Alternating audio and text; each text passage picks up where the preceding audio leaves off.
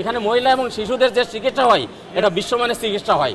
আপনি আরো 10টা হসপিটালে যাচাই করে দেখেন এখানের স্বাস্থ্যসেবা কত। আমার 2টা সন্তান এখানে হয়েছে, 20 বছর ধরে আমি আদ্দিন হসপিটালের সাথে আছি।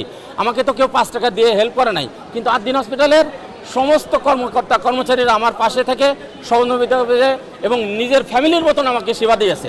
তাহলে আমি কিভাবে আদ্দিন হসপিটালকে এখানে ক্লেম করবো বলেন?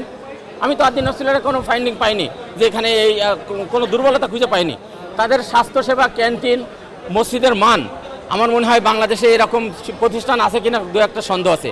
প্রতিদিন সকালবেলায় আদ্দিন হসপিটাল যে লাঞ্চটা প্রোভাইড করে প্রায় 400-500 মানুষের, এটা কেউ কোন জায়গাতে প্রোভাইড করে বলেন? এখানে খাবার পানি ফ্রি সাপ্লাই দেওয়া হয়। আমাকে আদ্দিন হসপিটাল 10 টাকা দেয় না যে আপনি যে ভালো কথা বলেন। আমি আদ্দিন হসপিটালের একজন সেবক, মানে আপনি সার্ভিস নিতে আসছি। আমি তো টাকা দিয়ে পে করছি। আপনার নাম পরিচয়? আমার নাম মোহাম্মদ জিল্লুর রহমান, আমার বাসা যাত্রাবাড়িতে। আমার 2টা সন্তান এখানে হয়েছে এবং আমার ওয়াইফ আজকে ডেঙ্গুতে আক্রান্ত। আজকে 10 দিন যাবত আমার আইসিইউতে 6 দিন ছিল, এখন আমার ওয়াইফ ক্যাবিনে ভর্তি আছে।